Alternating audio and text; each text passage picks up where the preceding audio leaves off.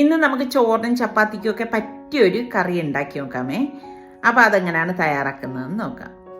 ചട്ടിയിലേക്ക് 1 table spoon എണ്ണ ഒഴിച്ചിട്ട് കൊച്ചുള്ളി, വെളുത്തുള്ളി, കറിവേപ്പില ചേർത്തൊന്ന് വഴറ്റി കൊടുക്കാം. ഇതിലേക്ക് നമുക്ക് ഈ എടുത്ത് വെച്ചിരിക്കുന്ന തേങ്ങയും ചേർത്ത് സ്ലോ ഫ്ലെയിമിൽ വെച്ചൊന്ന് ഇളക്കി കൊടുക്കണം. ഇനി 1 ടേബിൾ സ്പൂൺ കുരുമുളകും കൂടി ചേർത്ത് കൊടുക്കണം.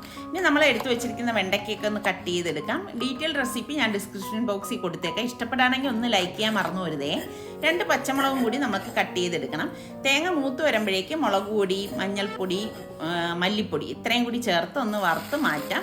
മറ്റൊരു ചട്ടിയിലേക്ക് 1 ടേബിൾ സ്പൂൺ എണ്ണ ഒഴിച്ചിട്ട് ഈ അരിഞ്ഞ വെണ്ടയ്ക്കയും പച്ചമുളകും 2-3 കൊച്ചുള്ളിയും കൂടി ഒന്ന് വഴറ്റി കൊടുക്കണം. വഴണ്ട് വരുമ്പോഴേക്ക് നമുക്ക് ഈ അരപ്പും പുളിവെള്ളവും ഒഴിച്ച് പാകത്തിനുള്ള വെള്ളവും ചേർത്ത് ഒന്ന് ഇളക്കി കൊടുക്കണം. നല്ല ഒരു തിള വരുമ്പോഴേക്ക് നമുക്ക് ഇതിലേക്ക് ഇനി താളിച്ചൊഴിക്കണം.